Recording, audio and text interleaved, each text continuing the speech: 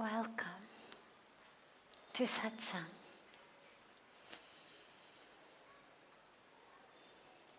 So beautiful to be together. Just again, you all sang so beautifully, the Arati was.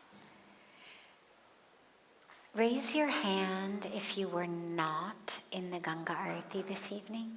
Was anyone not in the Ganga Arati? Okay. Not too many of you.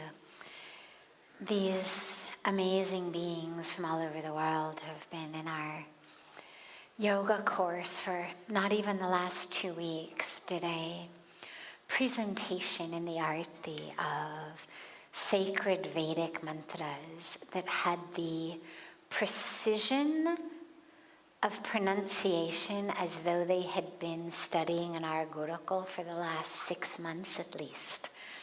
So it was, I know you didn't understand the Hindi that I said afterwards, but basically it was reminding all of the Indians there that if you coming from abroad without any background in Hindi or Sanskrit, if you could learn this so beautifully, that we really need to make sure that our kids learn this, that there's really no excuse for Indian youth not to learn mantras. So we begin satsang with, as always, a question that's come in advance from our online internet-based audience joining from around the world. And then we'll open it up to any questions that any of you here might have, and some microphones. So just feel free to come and share your name and where you're from and any question that you might have.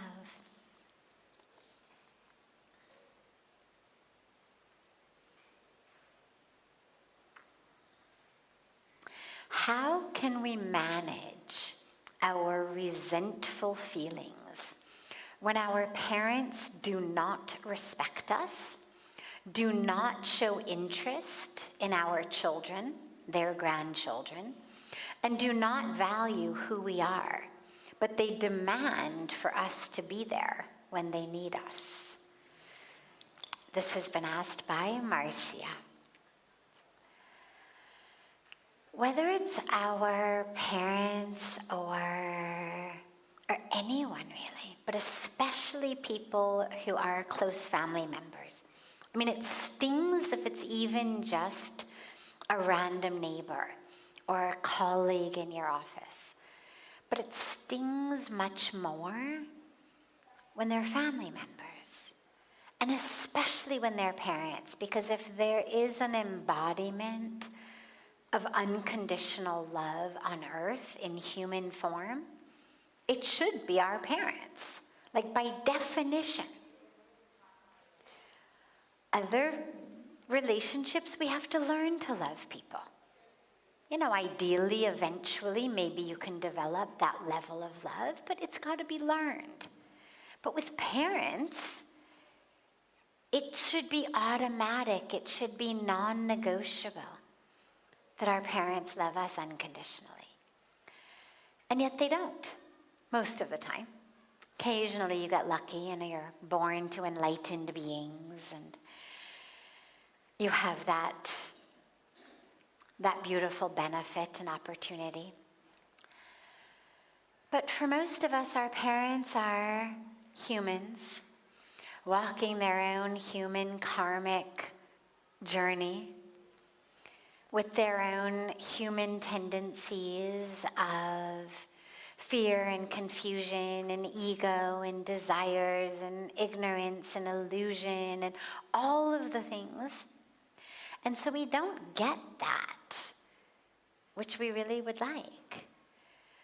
And then especially when they want things from us, as though somehow we should be the perfect children, even if they're not modeling perfect parenting. And this is where, last night we were talking about guilt. And this is where really working through your own stuff is so important. Because otherwise we end up in these unhealthy relationships, because if we don't do what they want, we've got such a sense of guilt and bad kids in us that we find ourselves doing things that aren't really in alignment with our highest calling. They're not really in alignment with the truth of the relationship, but we do it because we're so afraid of the idea that, oh my God, I'm not a good daughter. Oh my God, I'm not a good son. So we end up doing them anyway. And this is where kind of, in whatever way works for you, there's a whole host of different lineages of therapy, of psychology, or through a spiritual practice, whatever it may be. But doing your work to heal your unfulfilled expectations, to heal your pain, to heal your grudges of that family of origin, so that we're able then to move through the world with healthy relationships. Because if we're still stuck in a dysfunctional relationship with our family of origin, it's really unlikely that we're going to be able to go out and have healthy relationships with other people. Because we carry that pattern, we carry what we call a sanskara, that impression on our psyche. And what I'm holding on to, the pain, the wound, I'm going to carry it into my other relationships. So we really need to work to heal that. And a lot of that healing work is all around letting go of unfulfilled expectations. Like, yeah, I had an expectation that they will love me, that they'll show up, that they'll support me, that they'll love my children, their grandchildren. Not always. Not always. Yeah, it would be, they should. In an ideal world, they would. And all of our perfect divine stories, it's what they do. But even the scriptures give us, I always go back to the stories from the scriptures, because I feel like this is God's way of teaching us. And not only do the divine on earth experience lots of struggle, whether it's Bhagwan Krishna, whether it's Bhagwan Ram, but we have stories of unfulfilled expectations of our parents. I mean, you look at Prahlad, his own father tried to kill him over and over and over again. And for no sin other than the fact that Prahlad was a devotee of Lord Vishnu. Loved Lord Vishnu, saying he was a bhakt at heart.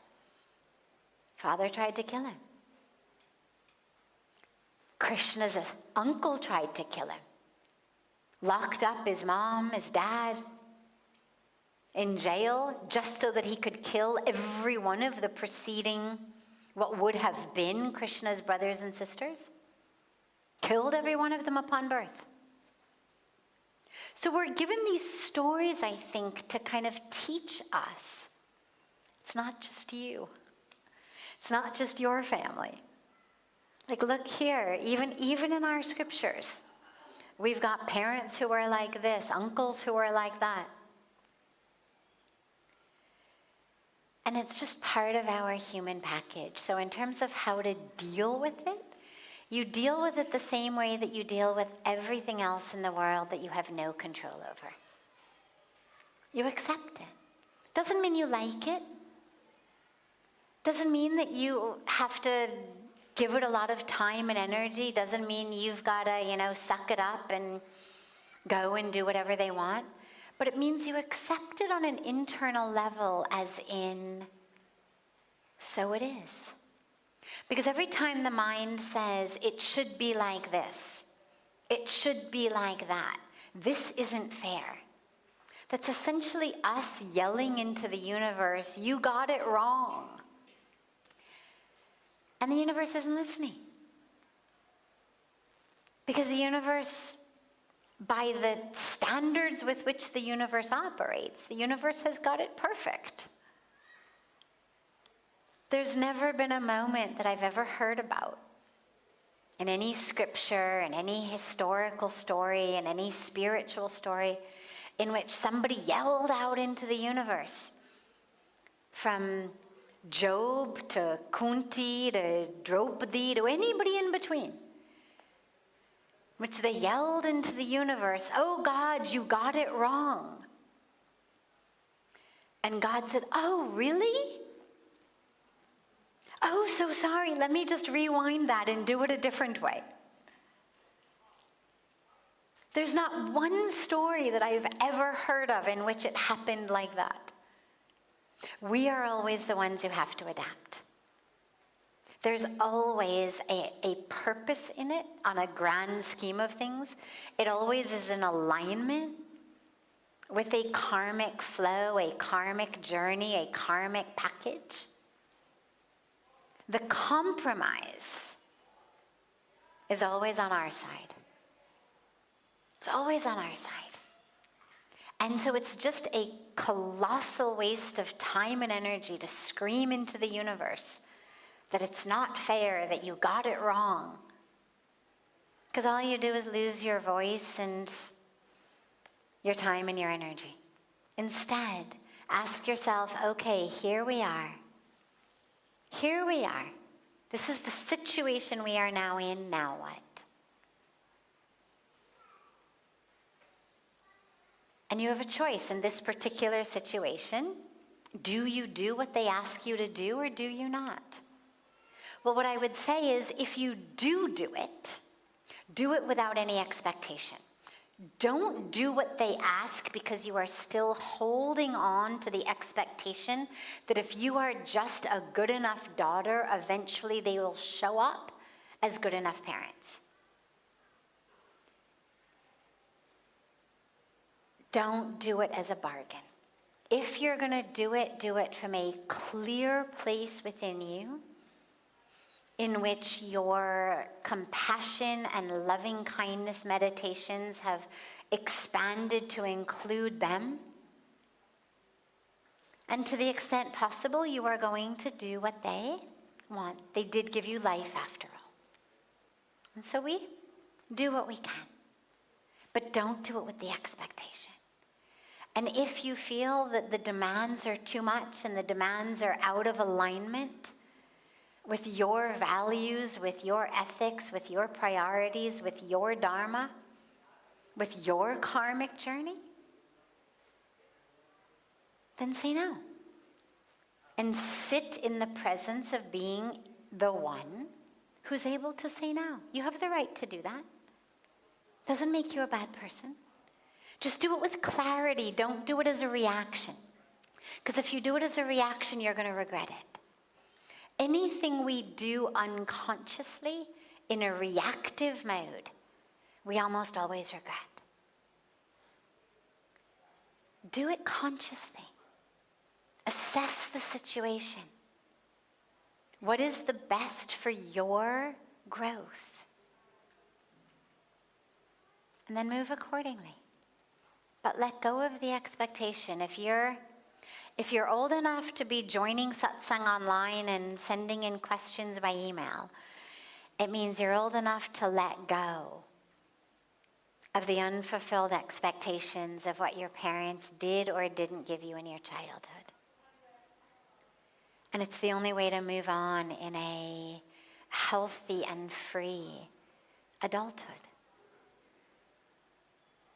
Yeah. Good question.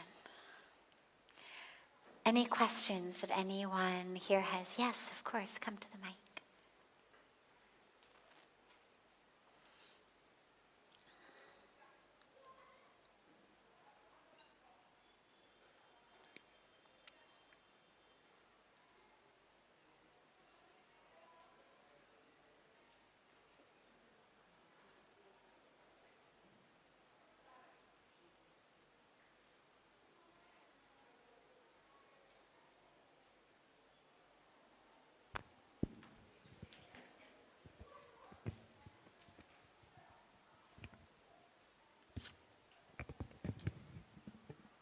Hello.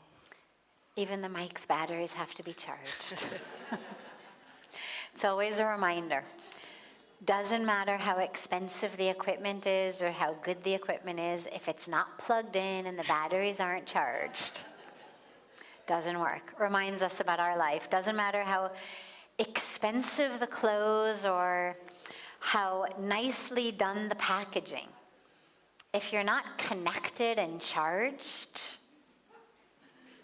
it's just decoration. Yes. I'm Pavani.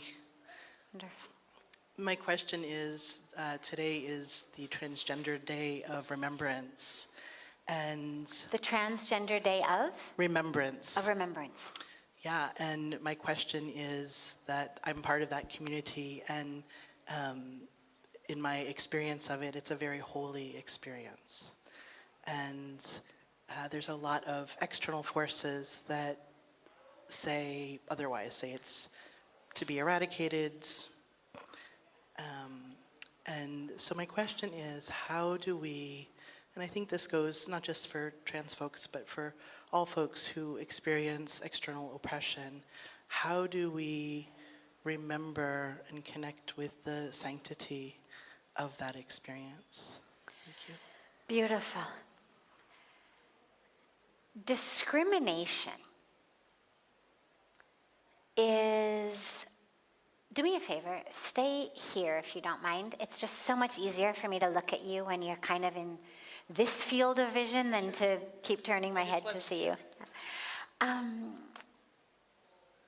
Discrimination is toxic to our communities, to our societies, to our world. And it's also toxic to our own hearts and minds on the perspective of the ones who are discriminating. So obviously it's painful to those who are being discriminated against, but it's actually poison to the minds and the hearts of those who are doing the discriminating. Because what it means is I have objectified that person. And whether I've objectified them as someone who's black or white or brown or tall or short or fat or thin or rich or poor or like me or not like me, us or them, whether it's sexual orientation, gender identity, whatever it may be. I mean, and we discriminate on the basis of God knows how many things. But every thought of discrimination on the part of the ones doing the discriminating is poison to us, because it is a constant, literally poison of ignorance. We are constantly re-drinking this toxin of that person is an object, you are an object, you are separate, different objects. And as they are defined based on their color or their size or their shape or their background or their religious tradition or gender or sexuality or whatever it may be. So that means I am defined based on my size, shape, color, race, religion, gender, sexuality, etc. And that is poison to us, because it is the most fundamental ignorance. And on our spiritual path, we pray, oh God, lead us from falsehood to truth. Asatoma sadgamaya. You all chanted this so beautifully in the Arti. Asatoma sadgamaya. Lead us from falsehood to truth. The falsehood is that we are this body. That is Maya. That is the illusion. Lead us from that to the truth of who we are. That's the prayer.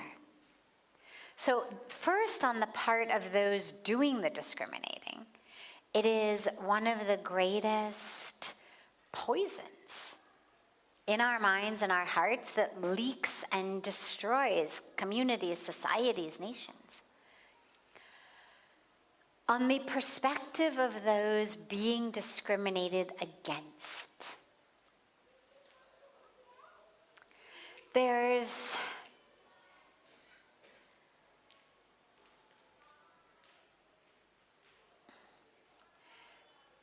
a human element and there's a divine element.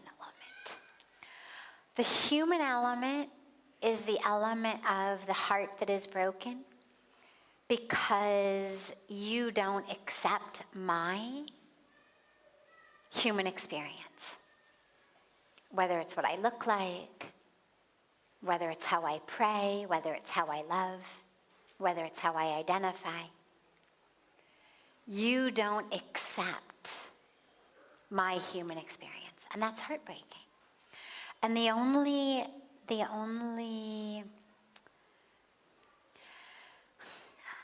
it's not so much a solution, because the solution is that we end discrimination, and I would not want to suggest that there were any solution or that the burden lay with those being discriminated against.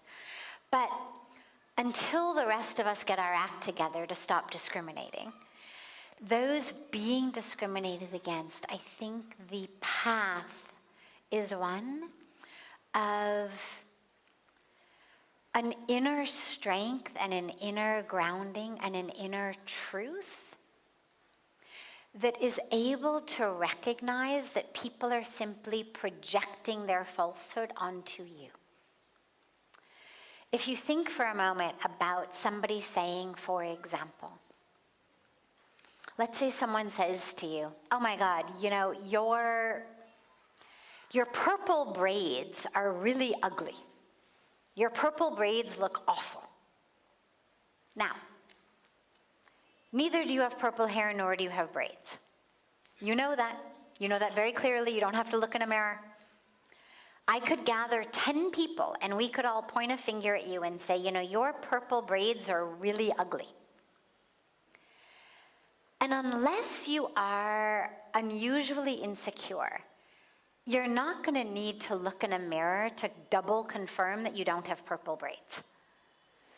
Because you know so deeply and so firmly that you don't, that you're going to recognize immediately that either we are just lying to taunt you for no reason at all, or we are blind, or we are crazy. That either there's a problem in our eyes or there's a problem in our brain, because you do not have purple braids. But chances are you're not going to be bereft and devastated because we told you that your purple braids were ugly, because you know the problem is with us. You don't have purple braids. How could they be ugly? They don't even exist. And so there's an ability to kind of allow to flow off us with ease the criticism, the berating done by people about things that we know have nothing to do with us. You're walking down the street, a crazy guy on the corner who's drunk or on drugs or suffering a psychotic breakdown starts yelling at you, criticizing you, whatnot. You understand the problem is with him. You're not going to develop a complex inside or need to go home and like therapeutically process the insults that the crazy guy on the corner shouted at you, because you understand it has nothing to do with you and everything to do with whatever chemically is going on in their brain that has gone awry. And I think that that's actually the best path, is recognize as there is discrimination that is projected onto and flung at you, to recognize that it really is simply a projection of a dis-ease in sight or in thought or in some connection thereof. And by sight, I don't necessarily just mean our retina and our cornea that can actually see whether you've got purple braids or not, but our ability to really see another being as the divine, or even just as a sacred, equal human. So there is a dis-ease, a problem in our ability to see and in our ability to think. And that the problem lies with us, like the crazy guy on the corner. And to just, and I know that this is not easy at all, but I think as I think about it, that this it's probably the only way to move through a world that discriminates against you, is to continue to remember that it's not a problem with you, it is a problem with them. A problem with their sight, a problem with their way of understanding, and not to internalize the projection. But then there is the other aspect, which is the divine. So that was the human aspect. And the other aspect is the divine, which is, as much as we do identify with our color, with our race, with our religion, with our sexual orientation, with our gender identity, with our nationality. And it's good. You know, we sing the Indian national anthem with lots of patriotism and love, and it's wonderful. And, you know, people of color, people of different religions, it's beautiful to have that as our trans community, our trans family. It's beautiful and important to have a pride, a love, a celebration of that identity. And in the same way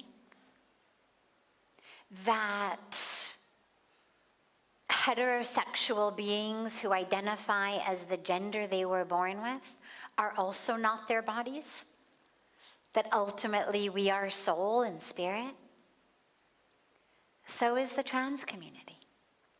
So is the queer community. So is everyone. Whether you identify as the body you were born in or not, regardless of sexual identity, regardless of any of that, regardless of color, race, religion, nationality, any of that, ultimately who we are is soul. And so I would encourage you, even though this is a very powerful, strong, and crucial identity, it's also crucial to remember that just because we have this beautiful identity that we are proud of, it doesn't mean that we are that identity. We are also soul. The same way that people of every identity are soul. The same way that all of us are soul.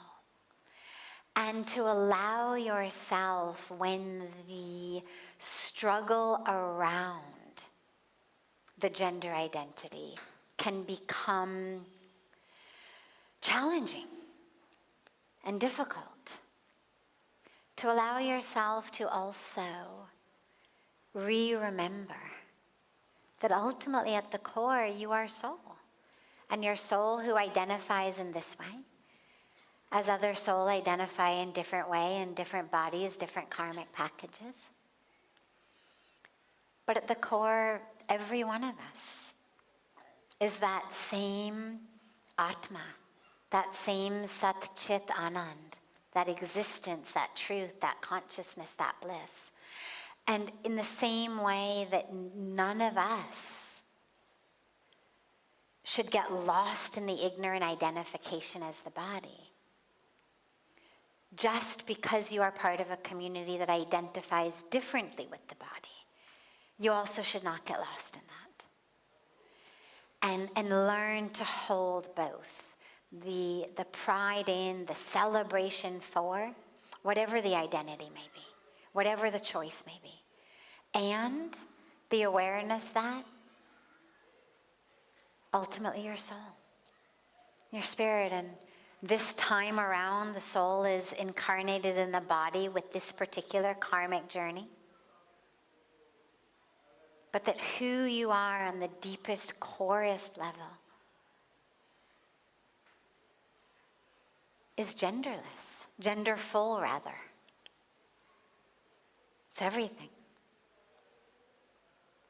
Yeah, beautiful. Yes.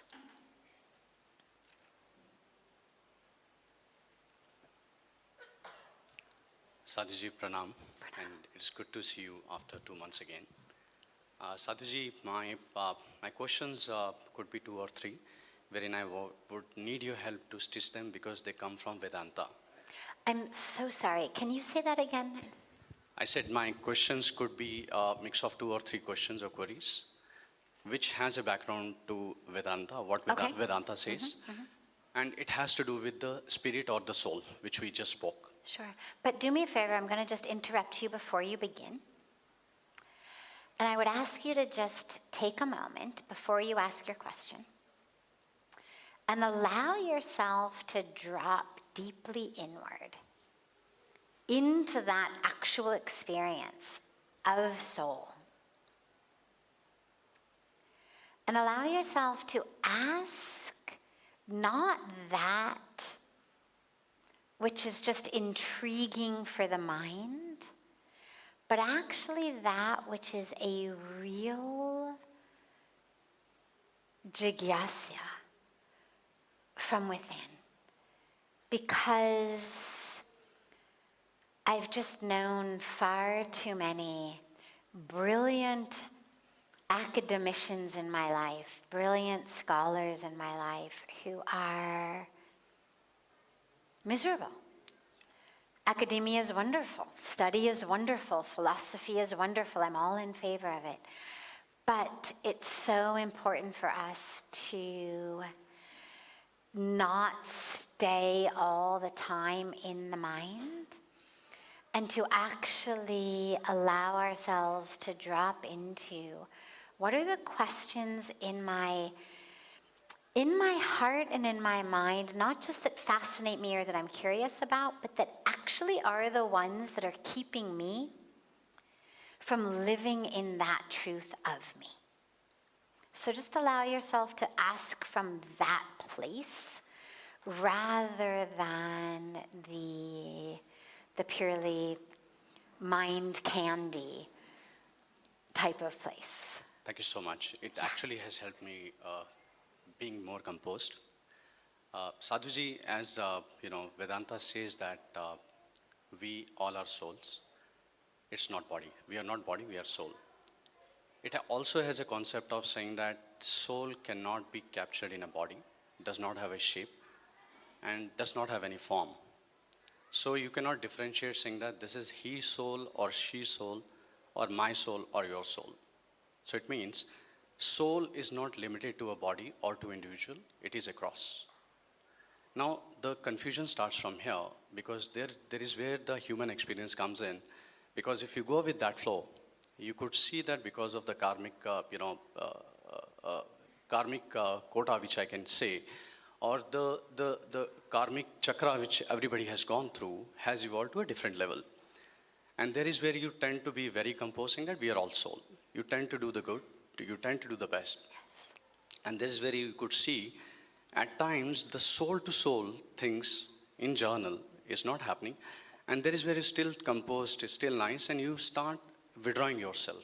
Because you also believe that you have a limited time span and energy quota, which ideally should be spent on those things which probably can take your journey to the next level. And as they say, everything which we do is an action of our thought. And thoughts usually evolve from our emotions or what our eyes see. And the moment the brain processes it, it becomes an action. And there is where the difference between these two is where if somebody can control it, can see through the world in a very, very different way. Now, connecting to where I'm coming from. As you start looking at the life and people in different ways, and you start looking at the energies where you want to be, which can take you further, you, over a period of time, tend to let go of quite a few things, which could be people, which could be relations also.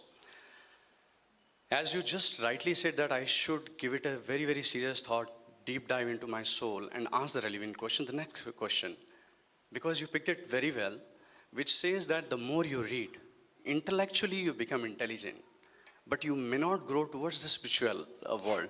And there is where the guru plays a very, very important role, who actually can pull you back, show you the way forward, and can help you further progress. Now, these two equations which exist, we are not body, we are soul. You tend to ignore quite a few things. You are just submitting your energy to go further. However, you may or may not be able to relate it, how to go and where to go, wherein there is a need of a teacher who can actually come in and help you further progress. Yes. I'm just, surrendering myself here. Okay. It becomes a lot complex, just over to you, because it is quite likely that it should not happen that intellectually I'm growing, spiritually I may leave, I'm far behind. Okay. Just an answer. So he's given a lot of background. I'm not going to repeat it, but in the answers I will explain what he has said. So in the first aspect of this core Vedantic teaching, that you are not the body, you are soul, the teaching arises from the belief that we are that which doesn't change. Okay? It's not a matter of you are not this, but you are this. It's a matter of you are that which doesn't change. You are the light of awareness. The metaphors, the examples that are given very frequently are a light that shines, right? I could have a flashlight in a dark room, and I shine the light, and it sees my glass, and then it sees the table, and then it sees the speaker, and it sees the camera, and it sees the light. These are the objects. The light doesn't change. What it shines upon changes, but the light does not change. The light is just light. The light is not changed by the fact that it's shining upon a glass or a table or a tripod or a pillar or a person. The light is just light. So that core Vedantic teaching says you are that light. These things, this world, they are objects that you are shining the light of awareness upon. It may be a relationship. It may be another person. It may be a piece of work. It may be a house. It may be an emotional state. But you are that light of awareness, okay? So that's just to clarify where that teaching arises. It's not saying you're not this, but you're this. It's saying you are that light that shines upon it all. You are none of this. You are that which is eternal. And you're right, the soul is not in the body. If that were true, well then, as our body kept changing, we'd have to get new souls, right? My newborn baby soul, then my bigger person soul, my toddler soul, my adolescent soul, then my adult soul. Then as we get old and we start to kind of shrink, then a, hunched over soul. And, as the body changes, I would have to keep getting new souls. Or there would be a ridiculous idea that my soul somehow was changing shape with the body, which nobody says. So if the soul were literally in the body, it would have to change in size and shape when the body, or as I moved my arm, well, does the soul move with the arm, right? Or is it, gonna just fall out over here? So it makes no logical, rational sense that the soul actually is somewhere physically in the body. The soul does not occupy physical space. But the soul, the Jivatma rather, I should be specific. Jivatma is the individual soul, the soul that is attached to what we call the Sukshma Sharir, or the subtle body, which is the unique set of sanskaras, of impressions, upon the mind, upon the intellect, upon the ego, what we call man, buddhi, and ahankar. So that package is identified with a physical body in each life, not inhabiting it inside, but associated with it. And again, it doesn't occupy space, it's using my body, you could say, to go through its karmic journey such that ultimately it becomes free of the Sukshma Sharir and it merges back into the Paramatma. And that is what we can think of as moksha. That is the highest truth. However, in each individual incarnation, that Jivatma has taken birth in a physical body with a karmic package, and it very much behooves us to work through that karmic package should we want our next incarnation to be one that is even more elevated, more spiritually expansive, or should we have the beautiful goal of attaining enlightenment, attaining moksha. Now, it can happen according to that perspective. It can happen in a moment. It's just literally waking up. I was talking last night about that idea that, like in a dream, everything took place in your mind. In the same way, it said that all of this is taking place in you. And you literally, in a divinely powerful theoretical moment, could just wake up and be enlightened. And we absolutely have examples of that happening. Raman Maharishi. A moment. It happened. But those experiences are so few and far between that to put all your metaphoric eggs in that metaphoric basket might not necessarily be the most intelligent thing to do. I mean, by all means, do the meditation, do the reading, do that. Just in each moment, pray, let it be this moment. And yet simultaneously, acknowledge that you may not be one of those who attains the spontaneous enlightenment. And therefore, there is this other beautiful parampara, this tradition, of what we call the Guru Parampara, in which we have a being of light who is there to show us the way, who's there to help us see the truth of who we are, to remove the ignorance, to remove the ego, and help us see. So that's the role that the Guru plays. And as I've said many times, for me, my personal spiritual practice is really, it's almost a very happy sort of pendulum swing between the two sides. A deep awareness, a meditative awareness of being not a separate being, of being one with all, that, you can hold for a split second or a few split seconds sewn together. And then you forget. You think about your morning cup of coffee. And then you string together another few seconds, and then you lose it, and then you string together another few seconds. And simultaneous to that, as we stand up and we move through the world, of also honoring and celebrating the human incarnation. And in this incarnation, filling it with as much bhakti, love and devotion, gyan, wisdom, karma, right action, awake action, spiritual action, dharmic action, united action, as we possibly can. You can kind of think of it as spiritually covering all your bases.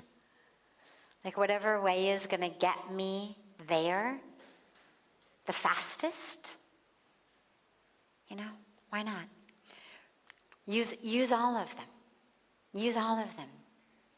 In your reading, in your meditation, in your contemplation. Yeah, remember, I'm not body, neti neti. And then when you forget that, instead of forgetting it into ignorance and ego and arrogance and fear and all of that, forget it into bhakti, into karma, into these paths of the body, the human existence, that actually take us closer and closer to that oneness, to the divine. Sadhviji, a last one, a short one as well. So as they say, as you rightly said, that the teacher actually puts you on the track, and often it has been said that it is not you who finds a teacher. It may take many births, but when the teacher finds you is when it happens. So I'm just going with the flow,